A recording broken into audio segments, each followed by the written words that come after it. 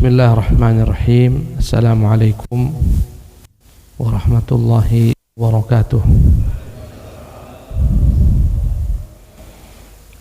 Innal hamdalillah nahmaduhu wa nasta'inuhu wa nastaghfiruh wa natubu ilaih wa na'udzu billahi min syururi anfusina wa min sayyiati a'malina.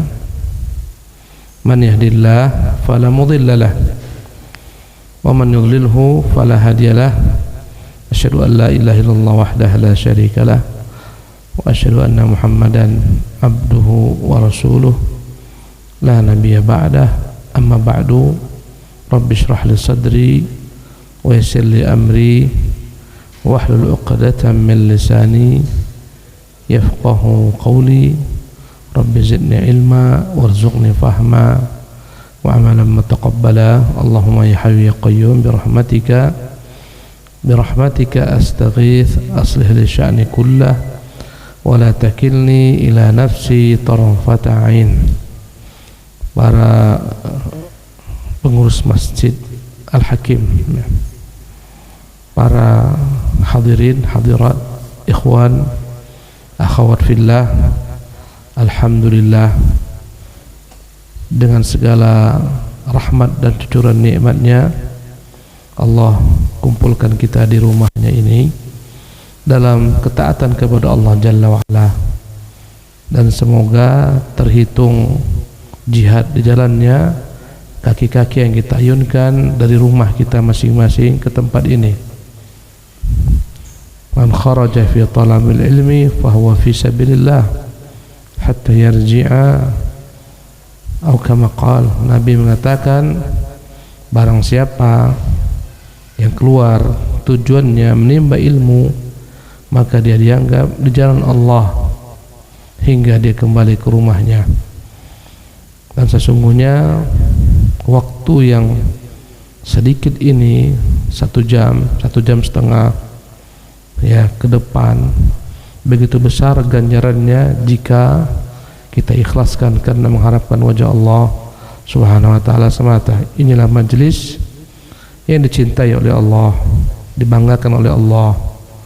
Nabi kita yang mulia sallallahu alaihi wasallam mengatakan, majtama qaumun fi baitin min buyutillah, tidaklah berkumpul satu kaum di rumah daripada rumah-rumah Allah, yatluna kitab Allah, mereka membaca padanya kitab Allah, wa yatadarasunahu fima bainahum, mereka belajar isi kitab Allah tersebut, tadarus sesama mereka, illa nazalat alaihimus sakinah, kecuali akan turun kepada mereka ketenangan, wa ghasyiyatuhumur rahmah, kecuali akan diliputi mereka dengan rahmat Allah, wa haffathumul malaikah, kecuali malaikat-malaikat akan menaungi mereka dengan sayap-sayapnya, wa dzakarahumullahu fiman indah, kecuali Allah akan membanggakan mereka kepada makhluk-makhluk, malaikat-malaikat yang ada di sisi Allah Subhanahu wa ta'ala di alam malaikat. Jemaah sekalian, tema kita hari ini ya judul yang telah ditentukan oleh ya panitia, bisakah aku masuk surga? Judul yang sangat menarik. Bisakah aku masuk surga? Aku itu adalah setiap kita. Bisakah setiap kita masuk surga?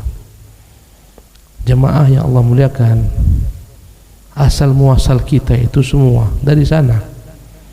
Manusia itu berasal dari surga. Itu kampung halaman kita yang asal. Di sana orang tua kita, nenek moyang kita ditempatkan sebagaimana termuat dalam Al-Qur'anul Karim. Ya. Jadi ayah kita, ibu kita, Adam, Hawa, semuanya mereka berasal dari surga. Itulah kampung kita yang hakiki, bukan Tangerang nih. Ya. Bukan ini kampung kita, bukan Batam kampung saya sementara. Ini kampung sementara, kita akan hijrah tinggalkan. Kampung kita yang sebenarnya itu adalah surga. Kita anak-anak surga. Ya, dengan ketentuan takdir Allah Subhanahu wa taala, Allah Subhanahu wa taala tetapkan, takdirkan orang tua kita Adam alaihissalam melanggar larangan Allah karena ambisinya, ambisi ingin tetap di sana. Dari ambisi itulah masuk iblis. Fawaswasa lahum syaitan, iblis pun membisikkan kepada keduanya. Bahkan iblis pun berani bersumpah, wa qasamahuma inni lakuma laminan nasihin. Kata iblis, aku sumpah loh, aku ini benar-benar jujur kepada kalian. Itu ada buah, kalian makan, kalian kekal di sini. Hal adullukum ala syajaratil khuldi, mau kalian kutunjukkan dengan pohon kekekalan, wa mulkin la yabla, kerajaan yang tak akan pernah punah. Adam alaihissalam lupa dengan perintah Allah karena ambisi tadi, ambisi ingin kekal di sana menjadi raja selama-lamanya. Maka keduanya pun mendekat, keduanya pun makan buah larangan dengan ketentuan takdir Allah. Kedua-duanya pun diusir dari surga sana. Surga tempatnya tinggi sana, bumi ini rendah. Bahasa Arabnya dunia, dunia sesuatu yang rendah. Surga tertinggi itu adalah surga Jannatul Firdausil A'la. Ya, surga tertinggi namanya Al-Firdaus. Surga itu jemaah sekalian telah ada, neraka pun telah ada. Akidah kita ahlu sunnah wal jamaah meyakini surga dan neraka telah ada. Kedua-duanya sudah disiapkan dan untuk penghuninya, calon-calon penghuninya. Amal ibadah kita itulah yang akan menambah berbagai macam bekal kita di surga nanti. Bila kita berhenti di dunia beramal, berhentilah malaikat untuk melanjutkan pembangunan rumah-rumah kita di surga. Kata mereka, kita stop. Kenapa? Tak ada lagi bahan materialnya. Kita berhenti beramal, kita bermaksiat. Jadi jemaah sekalian, surga dan neraka telah ada. Dalam banyak ayat dikatakan uiddat lil muttaqin. Dia sudah disiapkan bagi orang-orang yang bertakwa. Dalam bahasa Arab kata-kata uiddat itu menggunakan kata kerja fi'il madhi, fi'il yang telah lalu. Artinya dibuat. Uiddat artinya telah dibuat, disiapkan. Ketika saya bicara nih sekarang, surga itu telah ada. Sudah adakah penghuni surga? Ada atau enggak ada? Bapak, udah ada penghuni surga? Udah ada belum? Belum atau udah? Penghuni surga sudah sia. Sudah ada dari surga yang termuat dalam Quran, hurun maqsuratun fil khiyam. Para bidadari yang mereka dipingit dalam tenda-tenda di surga. Sudah ada. Waliman khafa maqama rabbih jannatan. Yang takut dengan Tuhannya disiapkan bagi mereka dua surga. Surga telah ada dari surga. Kemudian pelayan-pelayan surga berupa anak-anak kecil, wildanun mukhalladun. Wildan jamaah daripada walad, anak-anak yang kekal. Mereka diciptakan Allah bukan seperti kita. Kita diciptakan dari sperma ayah kita Adam, dari tanah ibu kita Hawa, dari tulang rusuk Adam. Mereka Allah ciptakan tanpa proses apa yang kita lewati. Inna ansha'nahunna insya'a. Kami yang telah menciptakan mereka para bidadari surga. Wa ja'alnahunna abkara. Kami telah menjadikan mereka semua adalah perawan-perawan, urban atraba, muda-muda sebaya. Sudah ada mereka. Nabi mengingatkan, jika seorang suami yang saleh, istrinya tak saleh, selalu merepet, selalu membuat suaminya ya sakit hati, tapi dia sabar dengan istrinya. Berkata bidadari surga, ya fulana qatalakillah, wahai fulana, semoga engkau Allah binasakan. Sesungguhnya dia hanyalah sementara di sisimu, dia akan pindah kepada kami. Jadi ibu-ibu, hati-hati ibu-ibu, waspada ya, jangan sakiti hati suami. Kalau ibu sakiti hati suami, dari surga mengatakan sebentar saja dia sama kamu, paling 20 tahun 30 tahun nanti akan kembali kepada kami. Subhanallah. Ya, ini menunjukkan kepada kita surga.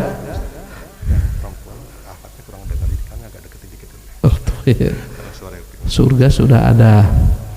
Saya bicara kepada ibu-ibu, ibu-ibu tak dengar, kesian. Ini jatuh lagi.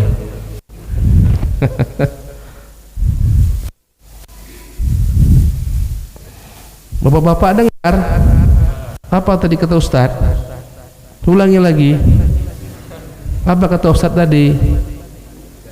Ibu-ibu jangan cerewet sama bapak-bapak, jangan banyak kali komplain, jangan judes sekali. Nanti dari surga berkata, qatalakillah, sesungguhnya suamimu sebentar bersamamu akan kembali kepada kami. Ustaz hanya ingin mendudukkan surga telah ada, penghuninya telah ada. Siapa penghuninya? Dari surga. Pelayan-pelayan berupa anak-anak yang gagah-gagah, tampan-tampan, wildanun mukhalladun. Mereka membawa biakwabin wa abariqa, membawa piala-piala, mereka hidangkan kepada penghuni surga. Subhanallah. Mengucapkan subhanallah, subhanallah. Allah bangunkan, Allah tumbuhkan baginya satu pohon kurma di surga. Subhanallah. Tiap kali kita mengucapkan subhanallah, malaikat, subhanallah, Allah subhanahu wa ta'ala perintahkan malaikat untuk menanam satu pohon di surga. Nah kan, marah ibu-ibu kayaknya nih ya. Tak setia lagi ini mikrofonnya nih ya. Kuati wa yang dimuliakan oleh Allah subhanahu wa ta'ala. Kemudian kita bicara tentang surga itu milik Allah, bukan milik seseorang, dan itu adalah merupakan rahmat Allah. Ya, karena surga itu milik Allah, Dia yang membuat syarat-syaratnya, prosedurnya, ketentuannya. Kalau mau masuk ke sana, pemilik hotel buat syarat-syarat kepada semua pelanggan. Kalau masuk hotel nih, jangan kau ambil nih peralatan-peralatan dalam kamar, ini sekian dendanya. Ya, jangan kau bawa yang bukan mahrammu, macam-macam. Demikian juga surga. Ya, dan dia adalah merupakan rahmat Allah. Karena surga milik Allah, mintalah surga kepada sang pemilik agar engkau ditempatkan di sana. Ya, banyak doa-doa Nabi SAW yang mengajarkan kita untuk meminta kepada Allah surga. Kata Nabi, wa idza sa'altumullahal jannah, kalau akan berdoa minta surga, fas'alu, mintalah al-firdausa, minta surga firdaus, fa innahu a'lal jannah, dialah surga tertinggi. Keyakinan kita, surga milik Allah. Tak ada seorang pun makhluk memiliki surga, hanya Allah semata. Dan tak ada pun seorang makhluk yang dapat memasukkan siapa yang dia inginkan ke dalam surga. Tidak ada, karena bukan miliknya. Karena keyakinan sebagian daripada orang-orang yang salah, tergelincir, khilaf, Mereka meyakini wali fulan bisa masukkan ke dalam surga siapa yang dikehendaki. Tidak ada cerita. Bukan milik wali surga, milik Allah Jalla wa'ala. Memang ada nanti namanya syafaat. Syafaat juga milik Allah. Qul lillahi syafa'atu jami'an. Katakan Muhammad, semua syafaat itu milik Allah. Minta juga syafaat kepada Allah. Dan Allah nanti berjanji memberikan syafaat kepada orang-orang yang Allah izinkan berupa para nabi, ya, berupa orang-orang yang terbunuh dalam keadaan syahid, syafaat. Tapi surga milik Allah Jalla wa'ala. Anak-anak yang meninggal kecil, orang tuanya sedih tapi dia sabar, ridha, ini akan memberikan syafaat untuk orang tuanya masuk surga. Tapi surga milik Allah, bukan milik Nabi kita. Jangan minta surga kepada Nabi, itu syirik. Minta surga kepada Allah pemiliknya. Ya, jemaah sekalian, surga itu rahmat Allah, dan setiap orang yang masuk surga adalah orang yang dapat rahmat Allah. Surga tidak kita masuki dengan sebab amal-amal kita. Amalan kita ini tak ada harganya di sisi Allah Subhanahu wa taala. Kita bisa masuk surga hanya dengan apa? Rahmat Allah Subhanahu wa taala. Bagaimana dengan Nabi sallallahu alaihi wasallam? Nabi kita pun masuk surga bukan dengan amalan Nabi, tapi dengan rahmat Allah Jalla wa ala. Ya. Jadi jangan pernah kita berbangga-bangga dengan amal yang kita buat. Tak ada apa-apanya. Dalam riwayat-riwayat Bani Israel sebelum kita dengan jalurnya diceritakan ada seorang yang ahli ibadah, beribadah menyembah Allah 500 tahun, meninggal dalam keadaan sujud. Allah Subhanahu wa taala perintahkan nanti di hari kiamat, hai hamba, masuklah engkau ke dalam surga dengan rahmatku. Ahli ibadah ini bertanya, ya Allah, dengan rahmatmu kah? Bagaimana dengan 500 tahun ibadahku ini aku menyembahmu? Bagaimana aku mati dalam keadaan beribadah menyembahmu? Dengan rahmatmu kah aku masuk surga? Bukan dengan amalanku 500 tahun. Dia merasa, kenapa dengan rahmat Allah? Amalanku banyak. Kata Allah Subhanahu wa taala kepada malaikat, malaikat, coba hitung dulu amal ibadahnya 500 tahun. Sudahkah dapat menutupi nikmat-nikmat yang kuberikan kepadanya? Dihitung malaikat nikmat dua matanya dengan 500 tahun beribadah. Kurang. Habis. Seluruh 500 tahun ibadah itu habis dengan kenikmatan mata, bahkan kurang, tak sempurna syukurnya dia untuk mensyukuri dua nikmat mata. Ketika dinilai, ketika dihitung, akhirnya kata Allah, bagaimana malaikat ya Allah, kurang 500 tahun masih tidak cukup untuk mensyukuri nikmat dua mata. Kata Allah, malaikat, masukkan dia ke dalam neraka. Masukkan dia ke dalam neraka. Dia mau masuk surga dengan amalan 500 tahunnya kurang, masukkan. Ya, maka berkatalah ketika itu ahli ibadah, ya Allah, masukkanlah aku ke dalam surgamu dengan rahmatmu. Kata Allah, ya, dengan rahmatmu, masuk dengan rahmatku. Malaikat, masukkan dia dengan rahmatku. Supaya kita jangan bangga dengan amal ibadah kita tak ada apa-apanya. Rahmat Allah begitu dahsyatnya.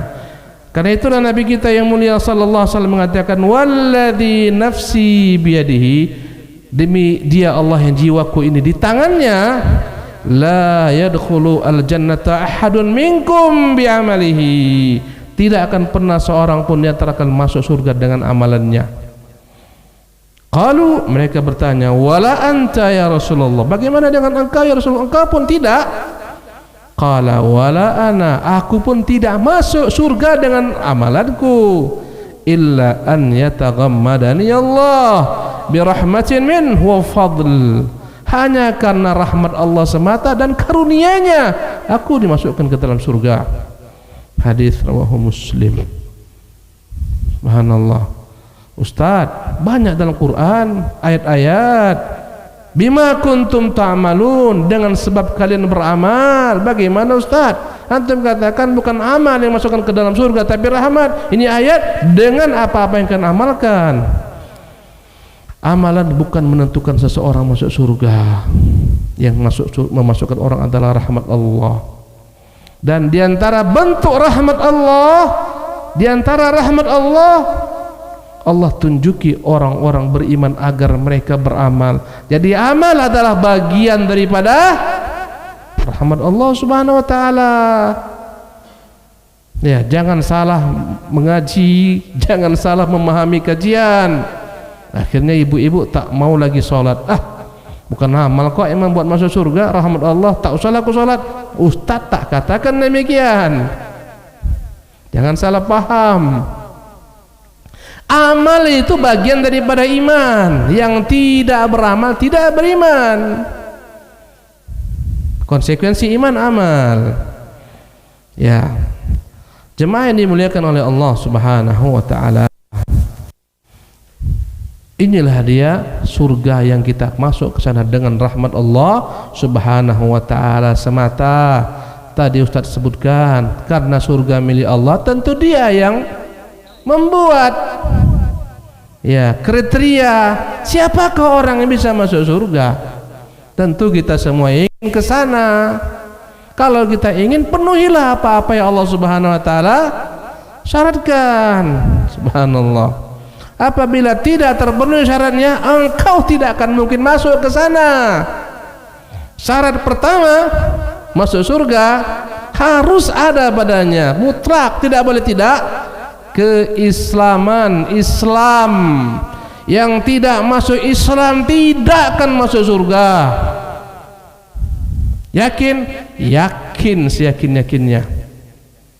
Kenapa kau yakin? Nabiku mengatakan, dan nabiku tak pernah berdusta. Mohon maaf semua orang-orang yang tidak masuk Islam. Keyakinan kami meyakini engkau sampai matimu tidak masuk Islam, engkau mati masuk neraka. Mohon maaf, ini akidah. Subhanallah. Berkata salah seorang sahabat, syahidna ma Rasulillah sallallahu alaihi wasallam Hunainan, kami ikut perang bersama Nabi dalam perang Hunain.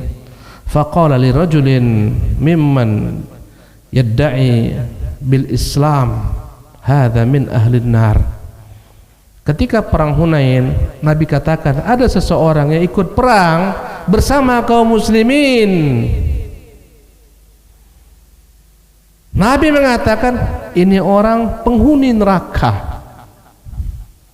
Ya, ikut bersama muslimin berperang dalam perang Hunain. Sebagaimana kita ketahui, perang Hunain itu terjadi pada tahun ke-8 Hijriah setelah Mekah ditaklukkan. Setelah Mekah takluk, banyak orang-orang ikut Nabi berperang.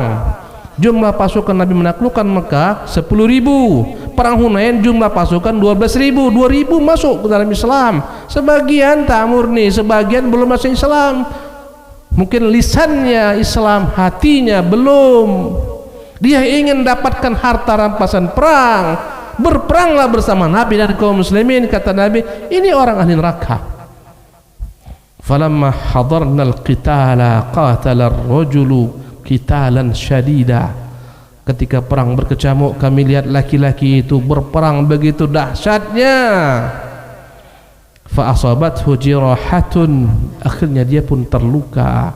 Faqila ya Rasulullah, ditanyakan ya Rasulullah, ar-rajulu alladhi qulta lahu anifa innahu min ahli an-nar fa innahu qatala al-yawma qitalan syadida. Ya Rasulullah, laki-laki yang kau katakan dia ahli neraka hari ini berperang, sungguh berani, sungguh dahsyat dia berperang melawan musuh-musuh kita. Wa qad mata, dan dia telah mati. Faqala Nabi sallallahu alaihi wasallam ilan nar, dia mati menuju neraka. Fakana ba'dul muslimina an yartab, bingung sebagian kaum muslimin, ini berperang mati-matian masuk neraka, ragu mereka, apa maksudnya ini? Fabainama hum ala dzalik, tatkala mereka dalam kebingungan, orang berperang bersama pasukan kaum muslimin mati masuk neraka, maka mereka pun bingung. Sebagian mereka pun bingung tatkala mereka dalam keadaan demikian. Ya. Falamma kana min al-laili lam yasbir 'ala al-jirah faqatala nafsah. Ya. Fabainama hum 'ala dhalik idh qila innahu lam yamut walakinna bihi jirahan syadidan. Tatkala diberitahukan, ternyata dia belum mati, tapi dia terluka parah karena dia begitu dahsyat menerjang musuh-musuh, belum mati lagi. Falamma kana min al-laili lam yasbir 'ala al-jirah faqatala nafsah. Ketika malam hari ternyata dia tak sanggup lagi menahan derita, luka-lukanya yang begitu banyak, akhirnya dia membunuh dirinya. Dalam beberapa riwayat dia ambil ujung pedang, dimasukkannya ke dalam perutnya, kemudian dia tekankan badannya ke tanah, tembus ke belakang, matilah dia dalam keadaan mati bunuh diri. Fa ukhbiran Nabi sallallahu alaihi wasallam, diberitahukanlah kepada Nabi, ternyata dia belum mati dan ternyata dia mati bunuh diri. Faqala Allahu akbar, kata Nabi, Allahu akbar, asyhadu anni abdullah wa rasuluh, aku bersaksi aku adalah hamba dan rasulnya. Thumma amara Bilalan fanada fin nas, setelah itu Rasulullah suruh Bilal, Bilal kumpulkan manusia. Orang pun berkumpul.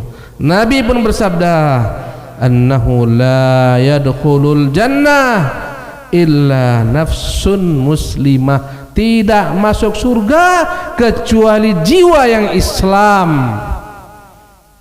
Laki-laki ini tak jelas keislamannya, luarnya, dalamnya tidak, tak masuk surga dia, mati bunuh diri, tidak akan masuk surga kecuali muslim. Subhanallah. Jemaah yang dimuliakan oleh Allah Subhanahu wa taala, ini hadis Imam Muslim meriwayatkannya. Maka ini syarat pertama. Surga itu ada kuncinya. Kuncinya Islam. Tentunya maksud Islam yang di sini Ustaz maksudkan bukan sekedar KTP-nya. Jangan kau bawa-bawa KTP-mu. Aku penghuni surga. Kata siapa? Ustaz. Kapan ku bilang? Ustaz bilang tadi kajian, ini KTP-ku nih Islam. Bukan Islam KTP, sekedar di KTP-nya Islam. Tak percaya Ustaz, aku Islam, ini KTP-ku, ku ambil kakakku ya, ini kakakku. Bukan itu tandanya. Tak percaya juga Ustaz, ini sejadah di rumahku. Islam tuh bukan sekedar ucapan aku Islam.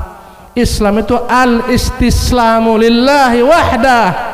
Kau berserah diri, pasrahkan ibadahmu semuanya, kau tundukkan dirimu hanya untuk Dia semata. Itu Islam. Arti Islam berserah diri, ikut dengan apa yang Allah SWT tetapkan. Itu Islam. Al-istislamu lillahi bitta'ah, ketaatanmu hanya untuk Allah.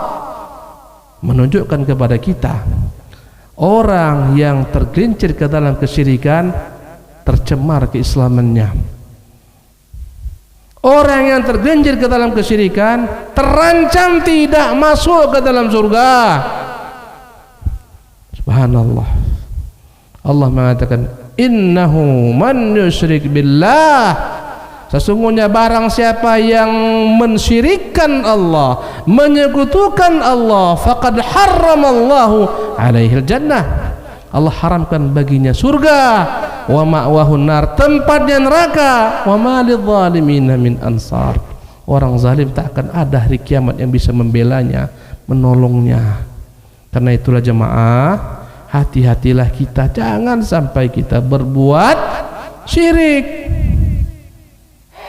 Kata Nabi SAW, Allah berfirman, ya ibadi, wahai hamba-hambaku, lau ataitani biqurabil ardi khataya, kalau kau datang kepadaku membawa satu bumi dosa, thumma laqitani wa lam tusyrik bi syai'a, kalian berjumpa denganku tapi tidak membawa dosa kesyirikan sedikit jua pun, la ataituka bi qurabiha maghfiratan, ku akan datangkan satu bumi pula keampunan.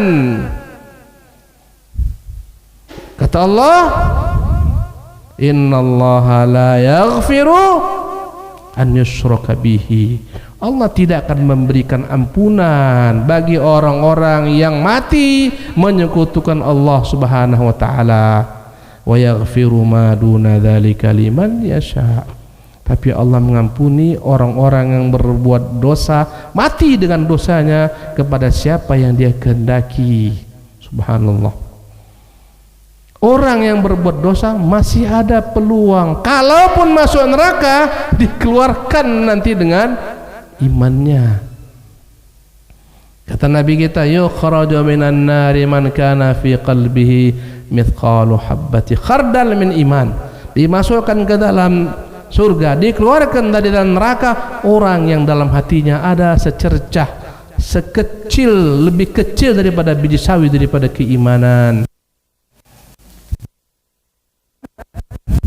Siapa yang telah mencemari akidahnya, berbuat kesyirikan, terancam ditutup baginya pintu surga. Haramallahu alaihil jannah, Allah haramkan baginya surga. Syirik itu banyak ibu-ibu sekalian. Syirik bukan sekedar menyembah patung, menyembah berhala, tidak. Banyak, itu bagian. Bangun rumah, akhirnya takut nanti rumah diganggu, sembelihlah kepala kerbau, letakkan kepala kambing, kepala ayam. Ini penyembelihan yang dianggap syirik. Menyembelih itu untuk Allah. Fasalli li rabbika wanhar, salatlah engkau untuk Tuhanmu, sembelihlah untuk Tuhanmu. Dihantar supaya tak terganggu hasil lautan kita. Mungkin penghuni laut ini nanti macam-macam, nanti sial, nanti hasil ikan berkurang, dihantarkanlah kepala kerbau, dibuang ke tengah lautan. Ini untuk penghuni laut. Ini terancam dengan apa yang tadi kita katakan. Ini bukan tradisi orang Islam, bukan tradisi kaum muslimin. Kaum muslimin itu sembelihnya untuk Allah atas perintah Allah. Kurban, bismillah, Allahu akbar. Itu kaum muslimin. Bismillah, Allahu akbar. Sembelih. Akikah, bismillah, ya Allah akbar. Itu ibadah. Datang tamu, kita disuruh menjamu tamu. Bismillah, kambing ditumbangkan, Allahu akbar. Itu ibadah. Sebagaimana Nabi Ibrahim, datang malaikat dalam bentuk manusia, disembelihnya anak sapinya, ijlun. Ini ibadah. Bagaimana Ustaz? Ini untuk penghuni laut, tapi bismillah juga tak merubah. Bismillahmu itu tak merubah. Kau curi ayam, bismillah kau ucapkan sembelih ayam, tak berubah, tetap haram. Ya, bedanya curi ayam bismillah itu maksiat. Bismillah untuk hantu laut, untuk jin laut itu syirik. Waspadalah. Ustaz, seret kali usahaku ini Ustaz. Sekarang pandemi, aduh. Katanya ada di sana orang pintar Ustaz, paranormal Ustaz. Bisa dia membuat rezeki kita lancar. Itu dusta. Rezeki di tangan Allah, bukan di tangan paranormal. Di antara nama Allah Ar-Razzaq, pemberi rezeki. Subhanallah. Kadang-kadang paranormalnya pun miskin. Gimana pula membuat rezeki orang banyak, dia pun susah. Waspadalah, akidah kita jaga. Terancam, Ustaz.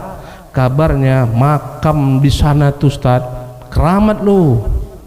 Banyak orang-orang yang tak dapat jodoh, jomblo, datang ke makam tuh Ustaz, minta kepada orang dalam makam tuh dapat jodoh Ustaz.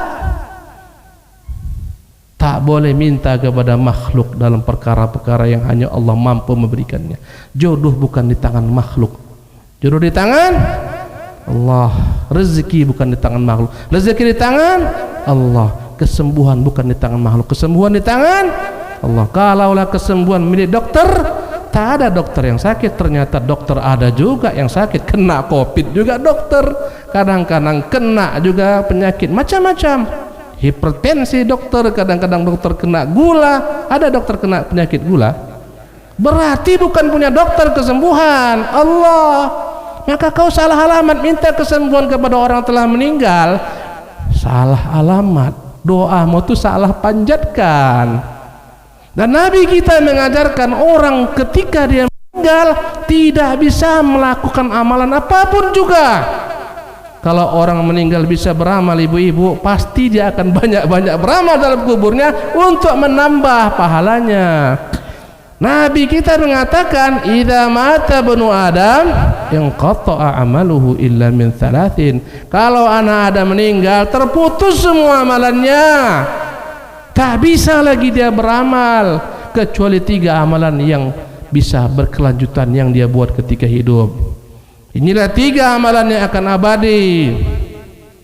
Sedekah jariyah, dia punya uang ketika hidup, dibelikan tanah, diwakafkan, dibangun masjid, ini akan terus mengalir pahalanya walau dia sudah mati. Aw ilmin yuntafa'u bih, ilmu yang disebarkan bermanfaat. Ya, awwaladun salihun yad'ulah, atau dia punya anak saleh yang selalu mendoakannya. Ini amalan terus mengalir. Selain daripada 3 nih, tak bisa seseorang yang sudah mati beramal lagi. Kalau dia tak bisa beramal, jangan kau minta dia, wali fulan sembuhkanlah penyakitku. Kalau memang kesembuhan di tangannya, tak mati dia, ya enggak? Subhanallah. Wali fulan murahkan rezekiku. Kalau rezeki di tangannya, tak mati dia. Orang tuh ibu-ibu mati ketika habis rezekinya, habis ajalnya. Ketika mereka telah mati, udah selesai rezekinya, nggak ada lagi. Mengapa minta rezeki kepada orang, rezeki dia pun sudah terputus? Minta kepada pemberi rezeki. Innallaha huwar razzaqu dzul quwwatil matin. Dialah Allah Ar-Razzaq, pemberi rezeki, pemilik kekuatan yang maha dahsyat. Bukan minta kepada orang yang tidak memiliki rezeki.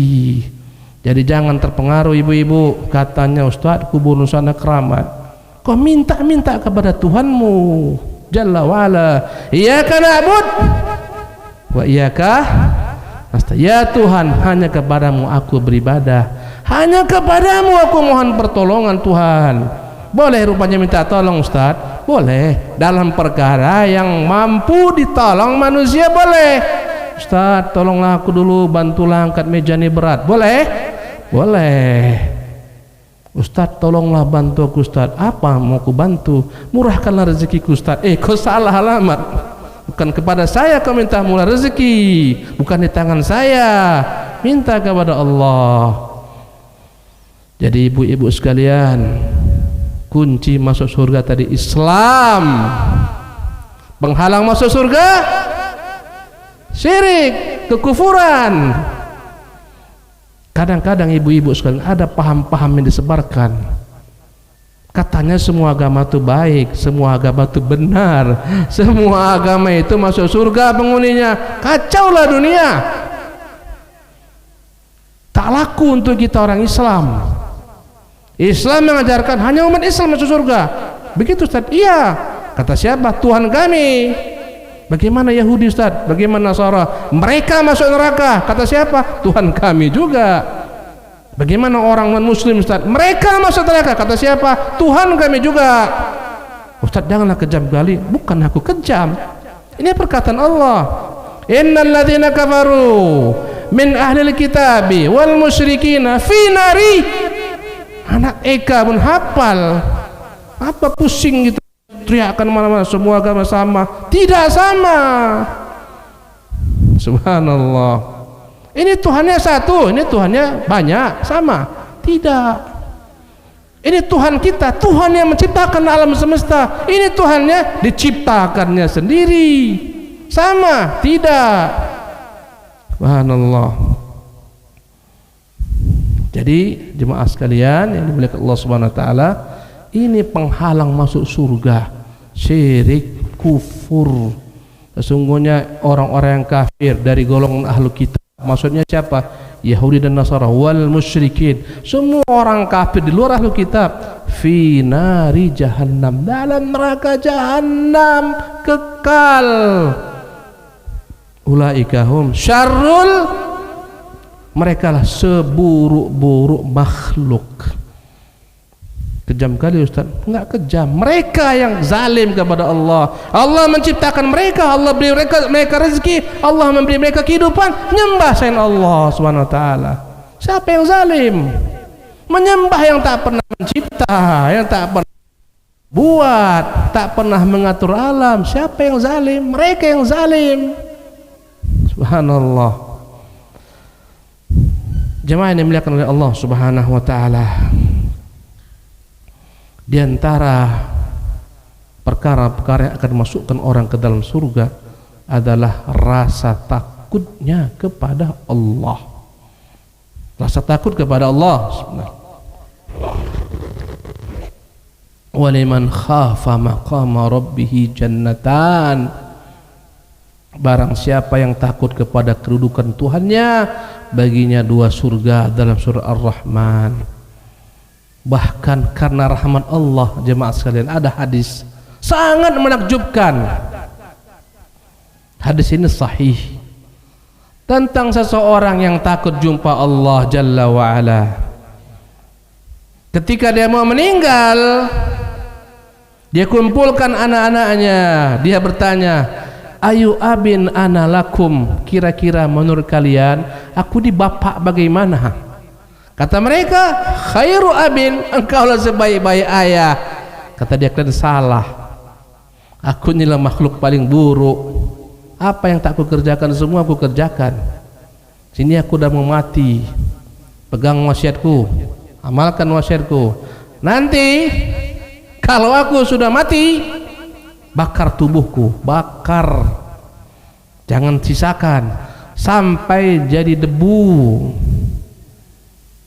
Nanti setelah jadi debu, tunggu ya, angin datang kencang, sebarkan debuku ketika angin berhembus. Boleh enggak wasiat?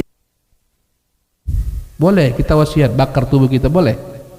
Orang Islam yang meninggal tak boleh dibakar, itu bukan agama kita, itu agama di luar kita. Orang Islam dimuliakan. Agama sangat aneh, wallahi. Nikmat Islam, rahmat Islam. Sebagian agama meletakkan jenazah-jenazah mereka di tempat-tempat yang tinggi, dibiarkan. Sebagian lebih dahsyat, jenazah-jenazah itu dimakan burung-burung bangkai, reinkarnasinya. Sebagian dibakar. Macam-macam. Islam memuliakan manusia, dikubur di tanah mulia. Tak boleh ini wasiat. Mati dia, dilakukan oleh anak-anaknya, dilakukan oleh anak-anaknya, karena anaknya pun semua jahil. Dibakar mereka tubuh sang ayah, jadi debu. Setelah jadi debu, mereka tunggu angin kencang, disebarkan debu. Di hari kiamat Allah mengembalikan orang ini hidup kembali. Allah katakan, hai hamba, mengapa kau buat demikian? Mengapa kau wasiatkan demikian? Ya Allah, khasyataka ya Allah, aku takut jumpa denganmu. Karena kebodohannya, dikiranya Allah tak mampu mengembalikan jasadnya kalau sudah menjadi debu-debu karena jahilnya. Tapi ada kebaikannya. Apa kebaikannya? Takut kepada Allah. Ya Allah, aku takut jumpa engkau. Kata Allah, dengan takutmu ku ampunkan dosa-dosamu, ku masukkan ke dalam surgaku. Masya Allah. Maka jemaah sekalian, kita harus ada rasa takut kepada Allah. Takut dengan hukumannya, takut dengan azabnya, takut dengan nerakanya. Ini yang dimiliki oleh orang-orang terdahulu kita, ketakutan kepada Allah Subhanahu wa taala. Yang tak punya rasa takut kepada Allah, semua dia buat. Korupsi, mengapa? Tak takut kepada Allah. Berzina, mengapa? Tak takut kepada Allah. Merampok, berjudi, berselingkuh, tak takut kepada Allah. Subhanallah.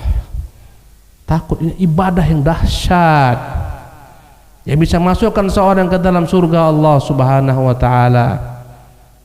Ya. Fa amma man khafa. Ya. Apa ayatnya dalam Al-Qur'an Karim? Ya. Fa amma man khafa maqama rabbih wa nahan nafsa 'anil hawa fa innal jannata hiyal ma'wa. Dan adapun yang takut dengan Tuhannya dan menahan hawa nafsunya daripada apa yang Allah haramkan, sesungguhnya tempatnya adalah surga. Subhanallah. Ya. Jemaah ini dimuliakan oleh Allah Subhanahu wa taala.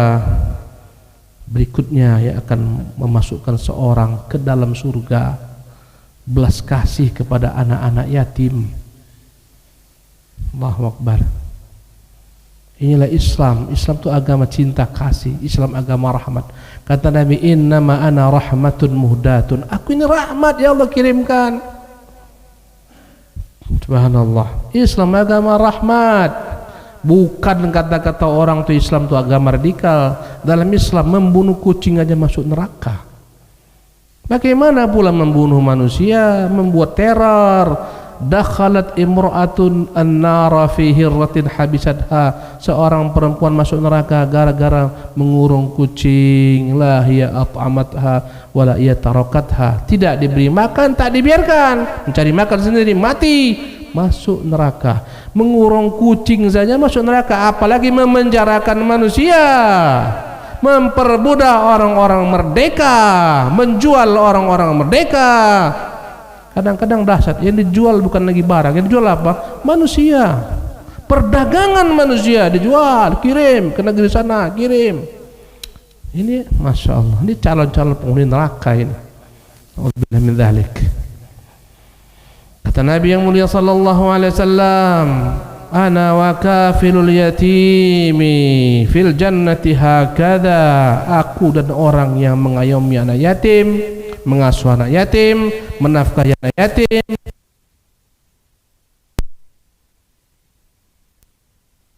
cara bisabbabati wal wusta wa farraja bainahum. Aku dan orang yang menanggung anak yatim, membiayai anak yatim, mengasuh anak yatim, seperti ini di surga. Seperti ini, begitu dekatnya antara jari tengah dan jari telunjuk. Begitulah kedudukan seseorang di surga ketika dia hidupnya benar-benar memiliki kepekaan sosial, membantu anak yatim, memberi subsidi anak yatim, menjadi orang tua asuh bagi anak yatim. Subhanallah, ini agama rahmat. Islam begitu memperhatikan anak. Kau perhatikan bagaimana agama kita, anak itu Allah perhatikan. Semenjak dalam rahim Allah perintahkan ayahnya menafkahi dia. Jika ibunya hamil cerai, wajib dinafkahi sang ibu meski sudah dicerai, karena ada bayi dalam perutnya. Luar biasa. Ketika keluar Allah perintahkan agar orang tua menyusuinya, sang ibu menyusuinya, agar disempurnakan susuan selama 2 tahun.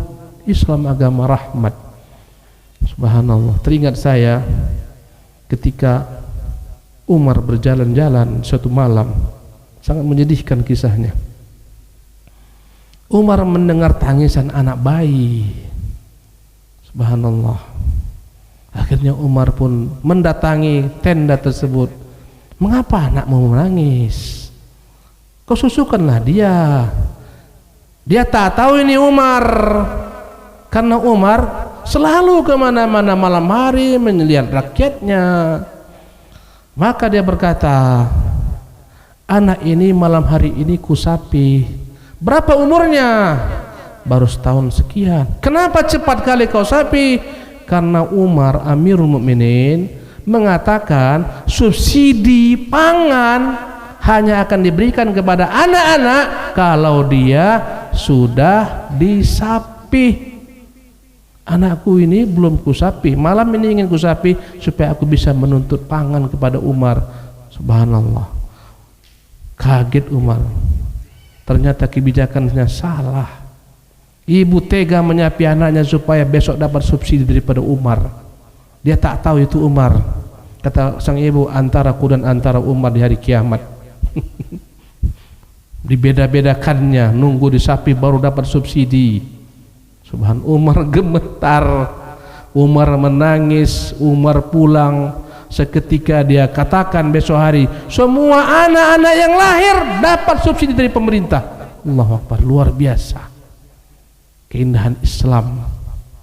Ya, semua anak terlahir dapat subsidi dari pemerintah.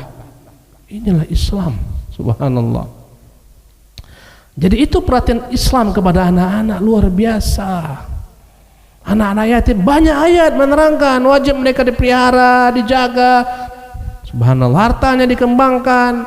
Ini agama-agama rahmat kalau kita sadar, kalau kita amalkan. Indah Islam itu semua, bukan sebagaimana yang digaungkan Islam radikal, Islam tak ada. Bunuh kucing masuk neraka, bagaimana pula bunuh orang? La ilaha illallah. Jemaah sekalian,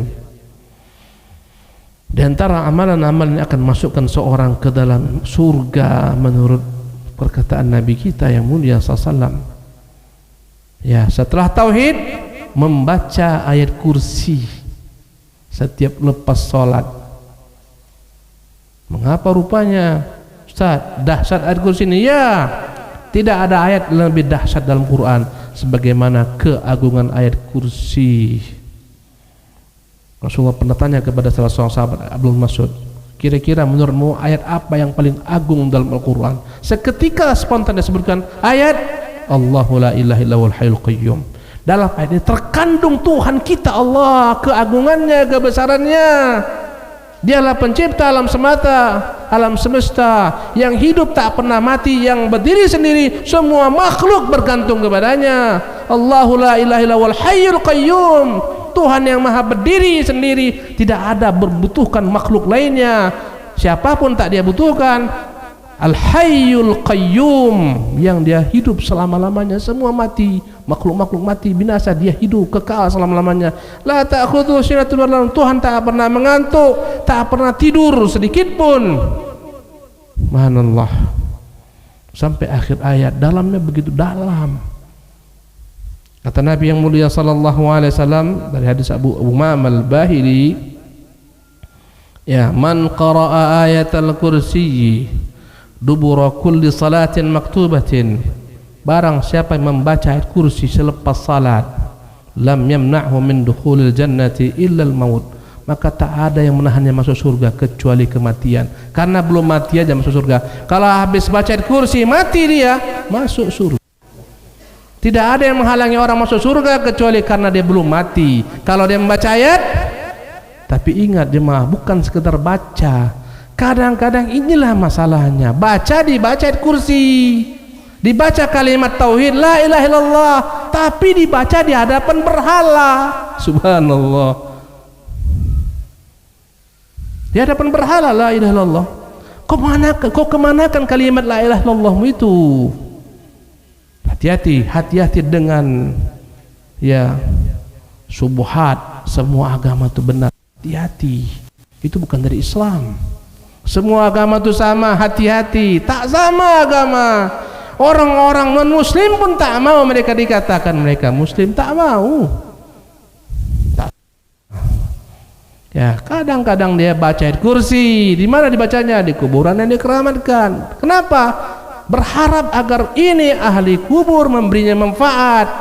Ayat kursi itu mengajarkan engkau tauhid.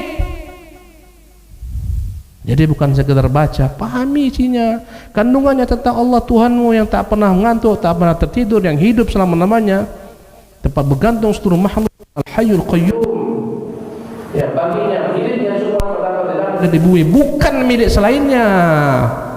Semua kita ini menumpang kepada Allah. Ya, ini akidah. Kau disuruh baca ayat kursi, kau paham ini akidah seorang mukmin. Harus setiap sekali kau lepas sholat. Kalau kau mati membawa akidah ini, pasti kau masuk surga. Itu maksudnya. Kalau kau baca ini tapi kau tak paham, masih bergantung berseliweran, sininya jimat, sininya jimat, sini jimat, sini jimat. Walaupun ayat kursi kau baca 1000 kali tak berguna. Berarti kau tak paham. Nabi pernah melihat seseorang pakai jimat, kata Nabi, apa ini ya Rasulullah? Allah, ini ku pakai agar menghindariku daripada penyakit, bencana, bahaya, gangguan jin. Kata Nabi, inzahha, baca jimat itu. Wa'lam annaka law mitta 'alaiha ma aflahta abada. Kalau kau mati jimat ada padamu, engkau tak beruntung selama-lamanya. Nabi suruh cabut jimat, bukan kau malah jual jimat. Bahaya. Kadang-kadang banyak orang jual jimat tuh di pasar-pasar, ada keris-keris aneh-aneh, ada kadang-kadang taring seharimau kata dia, macam-macam. Pernah terlihat di pasar tuh, ngeri-ngeri kaliannya. Ini semuanya, ini bukan Islam mengajarkan demikian. Islam mengajarkan kau bergantung hanya kepada Allah, bukan jimat. Kau baca pun Allahu la ilaha illal qayyum 50.000 kali, tapi akidahmu menyimpang, tak selamat. Berarti kau enggak paham apa isi yang kau baca tuh. Subhanallah. Kemudian jemaah sekalian, di antara amalan yang akan masukkan ke dalam surga yang bisa kita lakukan, menjaga salat rawatib 12 rakaat salat rawatib, 2 sebelum subuh, 4 sebelum zuhur, 4-nya dengan 2 rakaat salam, 2 rakaat salam, 4 sebelum zuhur, 2 setelah zuhur, 2 setelah maghrib, 2 setelah isya, jumlahnya 12. Ulangi lagi, 2 sebelum subuh, dah. 4 sebelum zuhur, dah. 2 setelah zuhur, dah. 2 setelah maghrib, 2 setelah isya. Berapa semuanya? 12. Karena sebelum zuhur 4. Lebih utama solat sebelum zuhur 4 rakaat. Dengan cara 2 rakaat salam, 2 rakaat salam, bukan sekaligus 4. Ya. Apa kata Nabi kita yang mulia sallallahu alaihi wasallam? Hadis ini berasal daripada Ummul Mukminin Ummu Habibah Ramlah bintu Abi Sufyan. Dia berkata, ku dengar Rasulullah bersabda, ma min abdin muslimin yusalli lillahi ta'ala kulla yawmin 12 rak'atan tatawu'an ghairal faridah illa banallahu lahu baitan fil jannah. Tidaklah ada seorang mukmin menjaga 12 rakaat, salatnya salat sunnah bukan salat faridah, kecuali Allah akan bangunkan baginya rumah di surga. Ya, subhanallah. Jemaah sekalian, rumah di dunia ini tak sama dengan rumah di surga. Rumah di dunia kena gempa hancur. Udah mantap-mantap buat rumah, kena banjir tenggelam. Inilah rumah di dunia. Kadang-kadang rumah-rumah orang kaya pun tak peduli Allah, masuk banjir. Rumah artis itu banjir juga. Rumah dunia, gempa, macam-macam, likuifaksi, lekang catnya, macam-macam. Rumah di akhirat tak akan pernah seperti itu, kekal abadi. Subhanallah. Kalau kau mau punya rumah yang hakiki, rumah di surga. Ya. Kalau di dunia ini punya rumah payah dapatnya, harus punya uang. Kadang-kadang kita tak peduli riba lah, pinjam uang rentenir, pinjam. Yang penting gue punya rumah. Pinjam uang di sana, pinjam uang di sini, pinjamlah. Bunganya sekian, biar. Yang penting gue punya rumah. Krisis ekonomi, tak terbayar rumah, disegel, di bawah pengawasan bank fulan. Sebulan disita. Allahu Akbar. Rumah kita itu di surga, bukan di dunia. Di dunia ini rumah sementara yang akan pindah kepada ahli waris. Jemaah ini dimuliakan Allah Subhanahu wa taala. Kemudian diantara hal-hal yang membuat seorang masuk surga, menjaga akhlak, budi pekerti yang mulia. Orang yang akhlaknya rusak tidak akan masuk surga. Yang akhlaknya mulia dia ahli surga. Abu Hurairah meriwayatkan dari Rasulullah sallallahu alaihi wasallam, ditanyakan kepada Rasulullah tentang amalan apakah kiranya yang paling dominan memasukkan orang ke dalam surga, maka Nabi menjawab, taqwallah wa husnul khuluqi. Amalan yang paling banyak membuat orang masuk surga, takwa kepada Allah dan perangai yang mulia. Jemaah sekalian, dengarkan. Surga Allah tak dapat diraih kecuali engkau menyempurnakan dua hal. Kau sempurnakan hak Allah, kau sempurnakan hak manusia. Ustaz ulangi lagi, pahami ibu-ibu sekalian. Ibu-ibu tak akan masuk surga Allah kecuali menyempurnakan dua hak. Menyempurnakan hak Allah, kedua menyempurnakan hak manusia di luar diri kita. Di luar dari kita punya istri, kita punya suami, punya orang tua, punya anak, punya tetangga, kita punya penguasa, kita punya nabi. Setiap orang di luar kita ini wajib kita berikan haknya, baru kita masuk surga. Setelah hak Allah kita penuhi. Dua yang membuat orang itu masuk surga, dan dua perkara yang membuat orang masuk neraka: tak memenuhi hak Allah, tak memenuhi hak manusia. Kata Nabi, yughfaru lisyahidi kulla syai'in. Orang mati syahid diampunkan semua dosanya, illa dain, kecuali dia punya hutang. Jibril beritahukan kepadaku, mati syahid pun tak masuk surga gara-gara utang. Makanya kata Nabi, amalan paling banyak masukkan orang ke surga dua. Pertama, taqwallah. Ini hak Allah kau kerjakan. Masuk surga tak salat, mohon maaf lahir batin. Tak. Surga itu bagi orang salat. Surga itu bagi orang yang salat. Yang tak salat terancam dengan neraka sakar. Allah telah berfirman, ya, masalakakum fi sakar, ditanyakan kepada penghuni neraka sakar, mengapa kalian masuk neraka sakar? Qalu lam nakum minal musallin, dulu kami tidak salat. Ini hak Allah. Walam nakun nut'imul miskin, kami tak pernah memberikan makan orang-orang miskin. Ini hak makhluk. Wa kunna na'udzu ma'al khaidin, kami tenggelam bersama orang lain. Wa kunna nukadzibu biyaumiddin, kami mendustakan hari berbangkit. Jadi ya, jangan harap engkau masuk surga kalaupun salatmu sempurna, 5 waktu kau kerjakan, puasa Ramadan oke, kau sudah umrah, kau sudah haji, tapi hutang tak kau bayar, jangan harap masuk surga.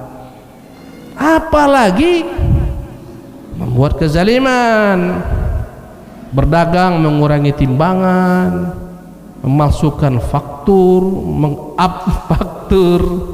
Banyak orang berbuat kejahatan takut di hari kiamat. Banyak kawan-kawan nanya, Ustaz, aku jual tiket, kadang-kadang datang Ustaz instansi berkata kepadaku, tolonglah ya, kau naikkan harga tiket ini, asalnya 500 Ustaz, buatkanlah 700. Saya bilang berdosa, haram. Tiketnya harganya 500, dibuat 700. Ini orang mau masuk neraka ini. Subhanallah. Emang buat orang masuk neraka itu khianat. Ya, sebagaimana disebutkan dalam hadis sahih, ibu-ibu sekalian, ada seorang budak yang dihibahkan kepada Nabi. Budak ini ikut bersama Nabi dalam satu peperangan. Kemudian tiba-tiba ketika dia sedang memperbaiki bekal-bekal Nabi, datang anak panah meleset menembus sang budak. Mati budak langsung seketika, kontan mati. Berkatalah sahabat-sahabat, hani'an lahu bisyahadah, nikmatnya budak ini mati syahid. Kata Nabi, kalla innahu finnari fi aba'atin qalla, dia ini masuk neraka gara-gara mencuri, menyembunyikan baju jubah yang belum dibagi-bagi terhadap kaum mujahidin. Setelah perang, kalau menang, ini harta rampasan perang, ya, 4/5-nya dibagi-bagi kepada kaum mujahidin. Belum dibagi, dimasukkannya ke dalam tasnya. Diperiksa sahabat, dalam tasnya ternyata ada satu baju jubah. Subhanallah. Kata Nabi, enggak, dia enggak masuk surga, masuk neraka dia ini. Gara-gara berkhianat, mencuri satu jubah. Sahabat semua mendengarnya merinding, terdiam sahabat. Datang seorang sahabat bawa satu utas tali sepatu. Ya Rasulullah, ini ku ambil sebelum dibagi-bagi. Kata Nabi, syarikun au syarikani minan nar. Subhanallah, ini satu tali, dua tali daripada tali-tali akan menjadi bara api neraka. Hati-hati, khianat penghalang surga. Laki-laki ini tak masuk surga gara-gara berkhianat. Satu utas tali pun yang kau ambil bukan hakmu, menghalangi engkau masuk surga karena bukan hakmu. Subhanallah, waspadalah wahai para pegawai, wahai para karyawan, jangan berkhianat. Ya, fasilitas milik negara, ya milik negara, bukan milik pribadi. Jangan kau jadikan milik pribadi, kau jual pula fasilitas milik negara. Subhanallah, waspadalah wahai para koruptor, kau tak masuk surga pasti. Kenapa? Terhalang kau dengan amalanmu tersebut. Ini hukum secara umum, bukan secara per individu. Individu lain lagi. Ya, subhanallah. Jadi kata Nabi, yang paling banyak masuk orang ke surga dua hal: takwa, husnul khuluqi. Takwa hak Allah, husnul khuluqi hak makhluk. Walaupun kemana-mana kau beribadah hajimu sampai 5 kali, tapi orang tuamu kau durhaka kepadanya, kau tak masuk surga. Ibumu kau penuhi. Kemana-mana kau pergi berhaji berkali-kali umrah, tapi anakmu tak pernah kau arahkan kepada kebaikan. Mana tanggung jawabmu? Anakmu dalam kemaksiatan kau biarkan, mana tanggung jawabmu? Engkau tak masuk surga. Subhanallah, masuk surga itu dengan memenuhi hak manusia. Tetanggamu kau sakiti, tidak masuk surga. Nabi menyebutkan, ya Rasulullah, ada seorang perempuan banyak ibadahnya Rasulullah, banyak salatnya, yuzkaru min salatiha wa siyamiha, banyak puasa, banyak salat, banyak sedekah, tapi ya Rasulullah, tetangga tak pernah aman daripada kejahatan lidahnya. Kata Nabi, hiya min ahli nar, ini perempuan calon penghuni neraka. Hati-hati kita, tetangga punya hak. Ya, jangan tetangga disakiti, apalagi tetangga dicuri, tetangga istrinya dizinahi, naudzubillah min dzalik. Luar biasa jahatnya. Kemudian wasu'ila an aktsari ma yudkhil an-nas an-nar, ditanyakan amalan apa yang paling mendominasi membuat orang masuk neraka. Faqala al-famu wal farj, dua lubang ini yang paling banyak membuat orang masuk neraka. Satu lubang di atas, mulut. Kenapa Ustaz? Mulut ini banyak mengeluarkan racun-racun berbisa. Mulut ini bisa mengeruk domba, hancur satu bangsa, hancur masyarakat, hancur aparat dengan masyarakat dibenturkan. Bahaya. Suami istri dibuat berpisah gara-gara bencana mulut. Berkata Rasulullah kepada Muadz, kuffa alaika hadza, kau jaga lidahmu ini Muadz. Ya Rasulullah, aina la muakhadzuna bima natakallamu bih, kita semua akan dapat hukuman gara-gara apa yang kita ucapkan. Kata Nabi, thaqilatka ummuka ya Muadz, berat engkau dikandung ibu Muadz. Bukankah kebanyakan manusia digelincirkan, ditenggelamkan, disungkurkan ke neraka gara-gara kejahatan lidahnya? Ini lubang dijaga. Lubang apa? Mulut. Yang kedua, lubang kemaluan. Al-famu wal farju, dua lubang ini tak aman, masuk neraka. Tapi aman, terjaga, masuk surga. Jangan kau berzina, jangan kau berselingkuh, jangan kau homoseksual, jangan kau lesbian. Semua ini kejahatan akan menghalangi kau masuk surga. Ketika Allah menyebutkan dalam surat Al-Mu'minun, ciri-ciri ahli surga, walladzina hum li furujihim hafizun, mereka yang menjaga kemaluannya, illa ala azwajihim aw ma malakat aymanuhum, kecuali kepada istri-istri mereka atau budak yang mereka miliki, fa innahum ghairu malumin, mereka tidak dicela. kau lampiaskan syahwatmu kepada istrimu, itu memang tempatnya. Bahkan kau dapat pahala kepada budak yang kau miliki, itu tempatnya kau dapat pahala. Tapi sekarang tak ada budak ya. Dan dalam bahasa Melayu budak itu kanak-kanak. Jangan pula pakai bahasa Melayu kata Ustaz itu boleh budak. Itu bukan itu maknanya, kan bahasa saya. Faman ibtagha wara'a dzalika faulaika humul adun. Yang mencari kenikmatan syahwat di luar daripada istri dan budak-budak, mereka orang-orang melampaui batas. Ya, kawin sejenis melampaui batas. Negeri-negeri kaum kafirin itu banyak di sana hal-hal yang sangat timpang. Ada undangan walimah, tapi pengantinnya sama-sama laki-laki. Itu biasa di negeri kita, gila dibilang. Negeri orang-orang Islam nikmat, negeri mereka biasa. Subhanallah. Itu jenis kawin plus tambah plus mau jadi apa? Minus tambah minus mau jadi apa? Harus plus dan minus. Kadang-kadang sejenis sama-sama perempuan, kadang-kadang sejenis sama-sama laki-laki. Kadang-kadang kawin bersilang, transgender, ini asalnya laki-laki jadi perempuan, ini asalnya perempuan jadi laki-laki, ketemu kawin. Wih, naudzubillah min dzalik. Berkacau lah udah. Ini semua masuk ke dalam ayat. Yang mencari kenikmatan di luar itu, mereka orang melampaui batas. Ini surah Al-Mu'minun. Ulaika humul warithun, mereka yang akan mewaris surga. Alladzina yarithul firdausa hum fiha khalidun, yang akan mewarisi surga firdaus kekal. Di antaranya menjaga kemaluan. Subhanallah.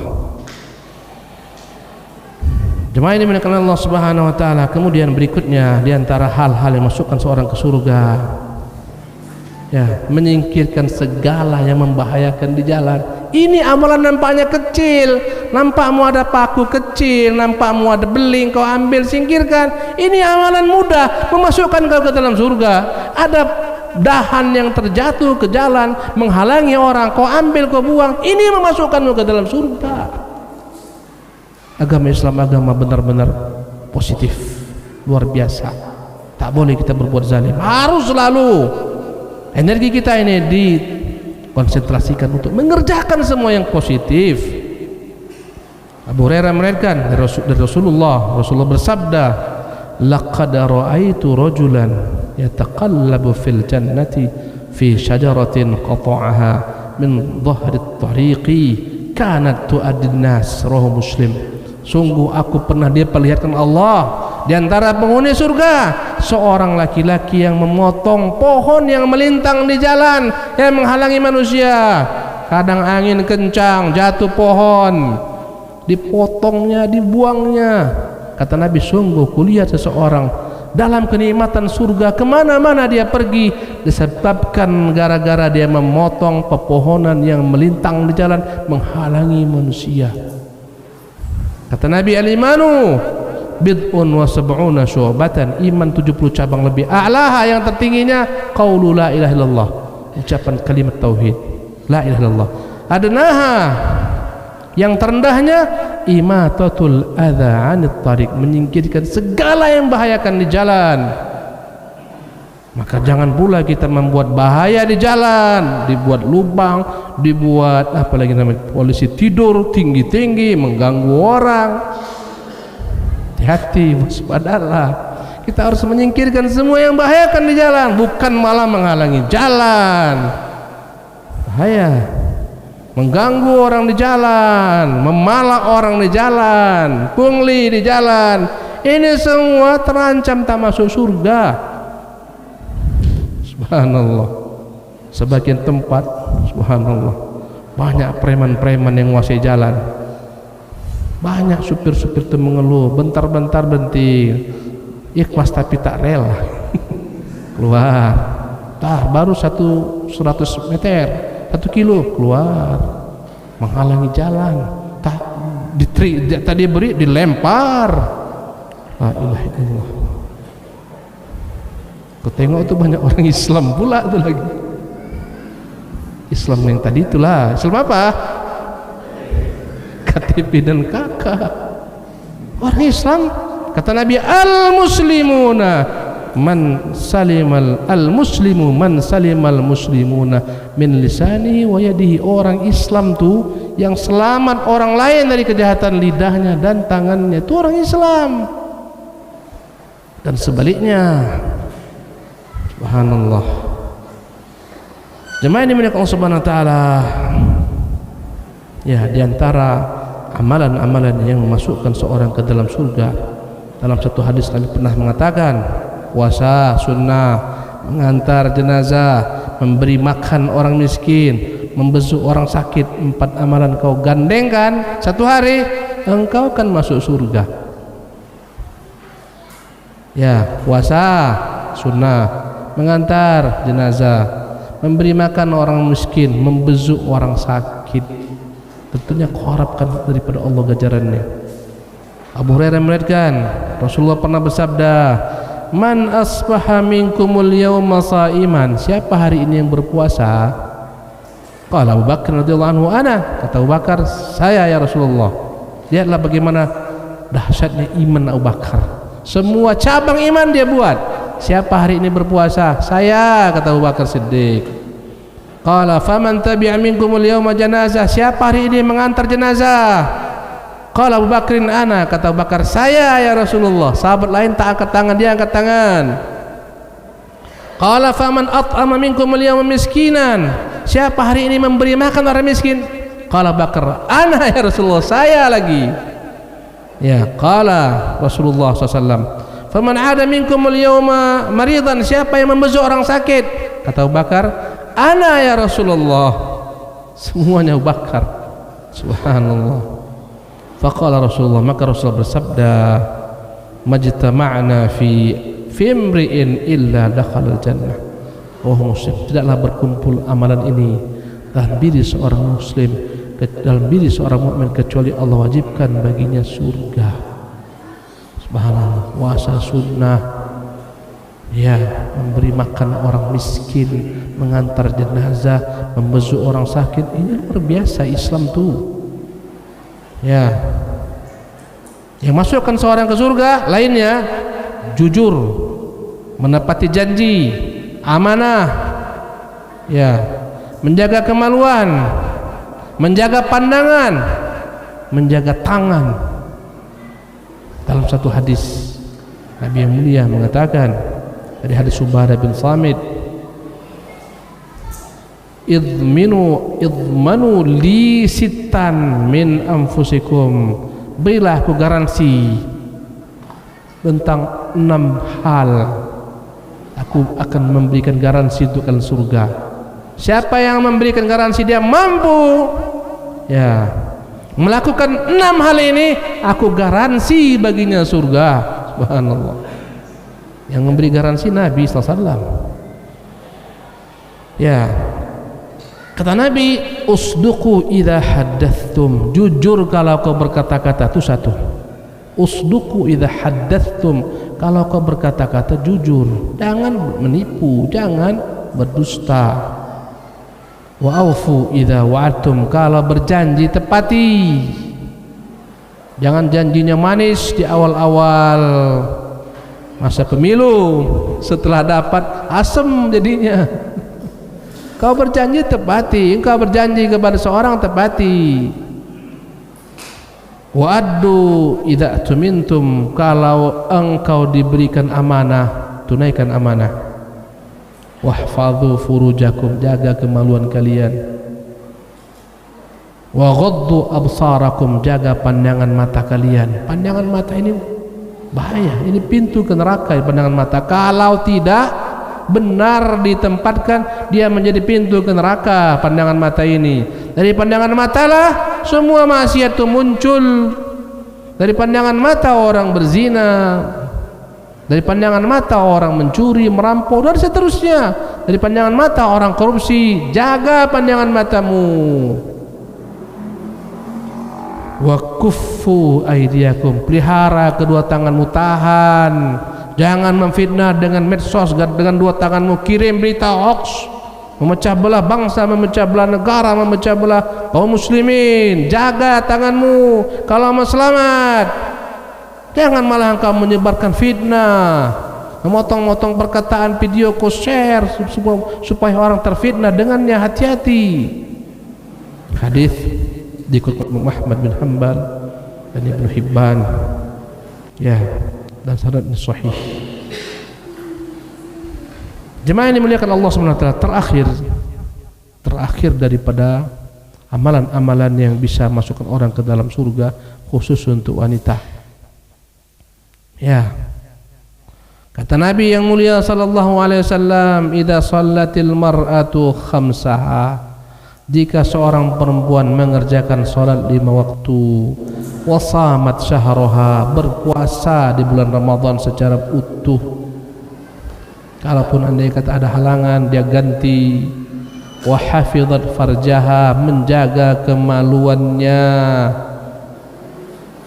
Wa ata'at zaujaha, patuh kepada suaminya. Qila laha, dikatakan kepadanya, udkhulil jannata, silahkan engkau masuk surga. Min ayyi abwabin al jannah syi'ti, dari arah pintu-pintu surga manapun kau mau.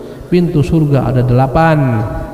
Seorang wanita yang mengerjakan sholat 5 waktu ketika datang waktunya, tidak melalaikannya, tidak menunda-nundanya, menyempurnakan rukunnya, syaratnya, kewajibannya. Datang Ramadan dia kerjakan dengan sempurna puasanya. Kemudian dia jaga kemaluannya. Kemudian dia patuh kepada suaminya manakala telah menikah. Dikatakan untuk perempuan semacam ini, silahkan, pintu surga mana kau mau masuk, silahkan. Subhanallah. Jemaah yang dimuliakan oleh Allah Subhanahu wa taala, masih banyak sekali. Kalau kau mau tahu amal-amal yang dapat masuk ke dalam surga, banyak sekali. Dalam Al-Qur'an pun banyak. Ya, tak sempat kita gaji. Banyak sekali amalan-amal yang bisa membuat masuk ke dalam surga. Ya, di antaranya silahkan kau rujuk surah Al-Imran ayat 133 sampai 135. Inilah amalan-amal masukkanmu ke dalam surga. Al-Imran 133 sampai 135. Ya. Kau bacalah surah Al-Furqan dari ayat 63 sampai 76. Ini semuanya amalan akan masukkanmu ke dalam surga. Baca surah Al-Mu'minun, ya, dari 1 sampai 11. Ini semua akan masukkanmu ke dalam surga. Saya ulangi lagi, Al-Mu'minun 1 sampai 11, Al-Furqan, ya, 63 hingga 76, Al-Imran 133 sampai 135. Pulang ke rumah, buka, pelajari, amalkan apa yang saya sampaikan semuanya daripada kitabullah, daripada sunnatul Rasulillah. Kita pun aman menerimanya, enggak dikarang-karang. Wallahu ta'ala alam, wa sallallahu wasallam wa barak ala abdih wa rasulih Muhammadin, wa akhiru da'wana alhamdulillahi rabbil alamin. Mohon maaf atas segala macam kekhilafan, kesalahan dalam perkataan, keterkecilan lidah. Semoga Allah berikan kepada kita keberkahan. Kita pindah kepada sesi tanya jawab, akhi. Banyak kan dari ibu-ibu ya. Nah, Ustaz, mohon maaf kalau tak terbaca semua ya. Wah, ini luar biasa. Di sini banyak ustaz-ustaz selain ustaz. Nanti mungkin bisa disimpan, ditanyakan kepada ustaz-ustaz lain.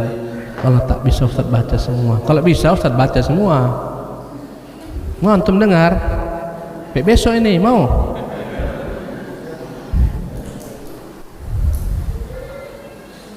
Ustaz, apakah orang yang pernah meminta ruqyah syar'iyah masih ada kesempatan bisa masuk surga tanpa hisab? Sebab orang itu sudah menyesali meminta ruqyah karena tidak tahu ada hadis tentang syahadat orang masuk surga tanpa hisab. Wallahu a'lam. Ibu-ibu dan bapak-bapak sekalian, rahmat Allah itu luas. Berprasangka baiklah selalu kepada Allah Subhanahu wa taala. Ya, dulu pernah aku Ustaz. Ya, jangankan meminta ruqyah, bahkan sebagian sahabat dahulu berbuat kesyirikan. Di antara mereka masuk surga tanpa hisab. Uqasyah bin Mihsan. Uqasyah itu bukan lahir dari keadaan Islam, enggak, musyrik kafir, masuk Islam ketika Nabi datang. Kata Nabi, anta minhum, engkau daripada 70.000 orang masuk surga tanpa hisab, padahal dahulu dia berbuat sedekah. Maka tak usah kita merasa pesimis, berprasangka baiklah kepada Allah. Wallahu taala alam. Ustaz, bagaimana caranya membayar hutang kepada orang tua kandung yang sudah meninggal di masa hidupnya? Ya, orang tua tidak pernah menagih hutang karena ibunya sendiri memanjakan anaknya. Yang jelas, kalau kita punya hutang kepada ibu kita, ya misalnya, Bu, utangilah aku 50 juta, aku mau beli rumah nih kurang. Nah, 50 juta. Setelah itu ibu meninggal, ya kan? Meninggal sang ibu, berarti kita punya hutang kepada ahli waris. Abang-abang kita tuh ada haknya dalam 50 juta ini. Kakak-kakak kita ada hak. Dibagilah secara Islam. Berapa warisan sang ibu? Berapa jatah kita? Jatah kita ambil, sisanya bayar. Tetap dibayar. Kecuali semua ahli waris sepakat, udahlah, udah meninggal pun ibu, tak apa, kami rela ikhlas, tak usah dibayar. Boleh? Boleh, itu hak mereka.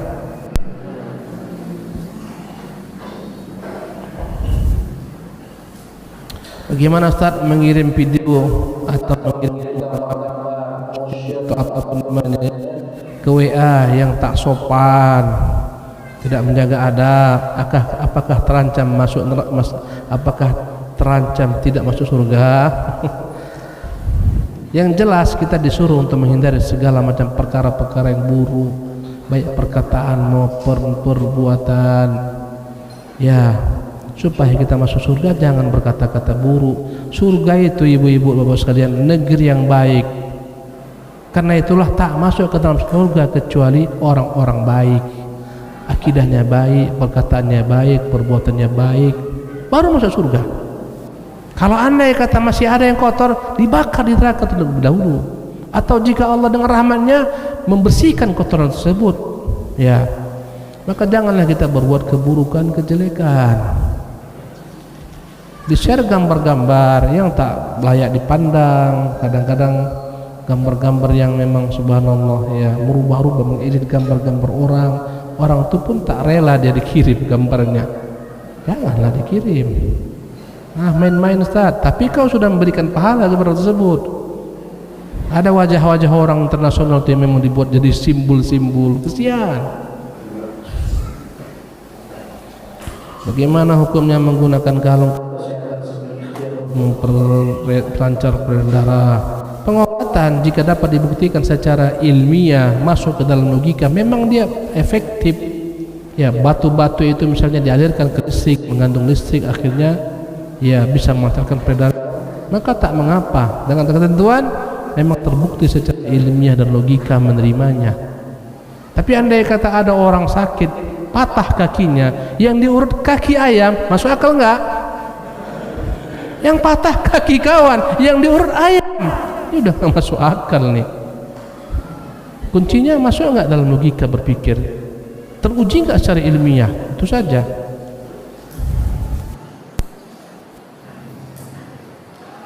Ya,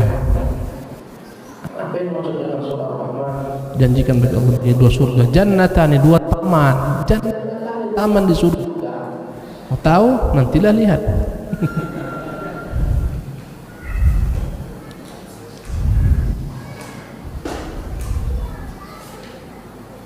Ustaz, mohon nasihatnya agar semangat thalabul ilmi dan beramal saleh di masa sulit ini, ya, tetap.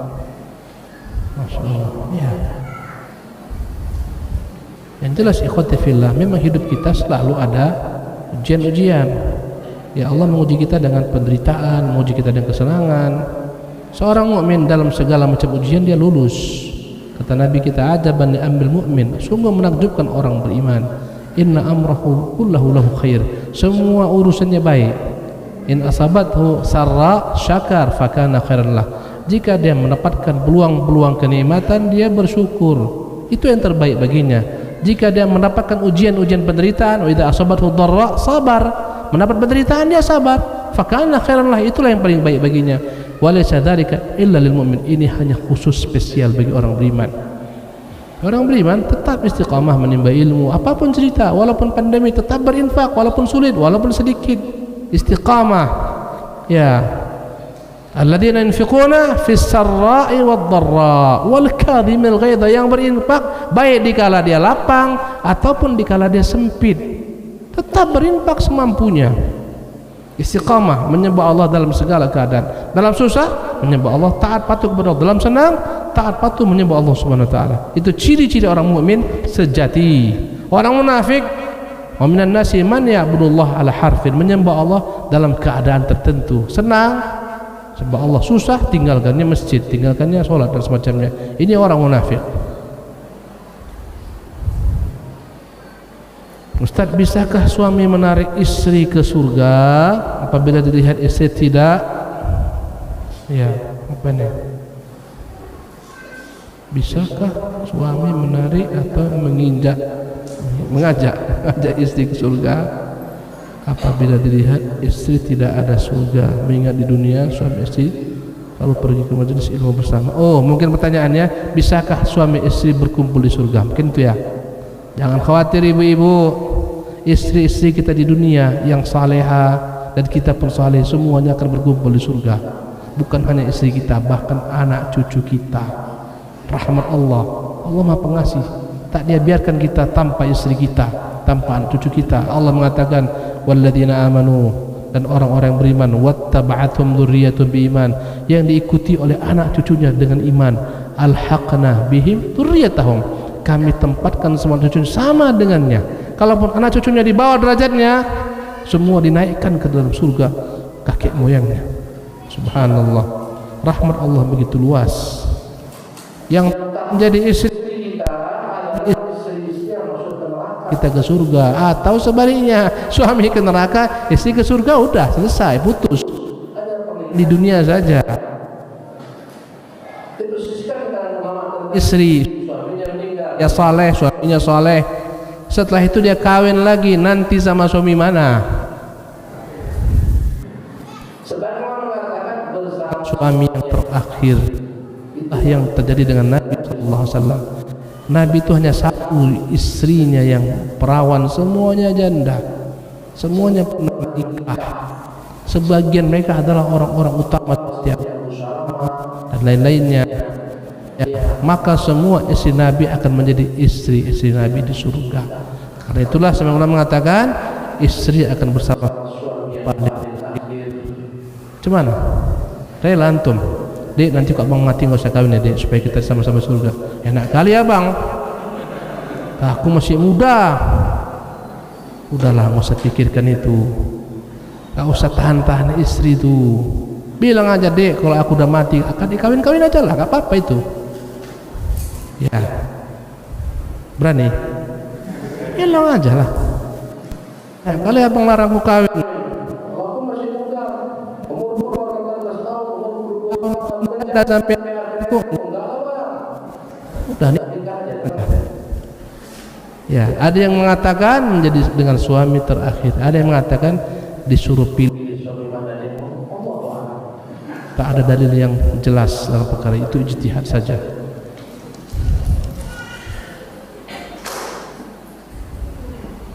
Ustaz, dulu aku sering bersisi pendapat dengan ibunda, namun beliau selalu bilang kalau beliau selalu memaafkan anak-anaknya, apakah anak masih bisa mendapatkan ampun Allah? Masih layakkah anak mengharapkan surganya Allah? Tambahan Ustaz, sebelum ibunda wafat hubungan kami alhamdulillah sangat baik. Masya Allah, kita setelah ibunda kita meninggal, ayahanda kita meninggal, kita masih bisa berbakti kepadanya. Bagaimana berbakti kepada orang tua setelah dia meninggal? Doakan dia selalu. Beramal ibadahlah yang Allah bolehkan, yang Allah izinkan, bolehkan dengan niat untuknya, berinfak untuknya, bersedekah untuknya, bangunkan masjid untuknya. Boleh. Ya, hajikan dia, umrohkan dia. Ya, kemudian sambung silaturahmi kepada kerabat-kerabatnya. Hubungi siapa, saudara-saudaranya, saudarinya. Setelah itu kau hubungi kawan-kawan dekatnya, berbuat baik kepada kawan-kawan dekatnya. Inilah tanda berbakti kepada mereka setelah meninggal. Subhanallah.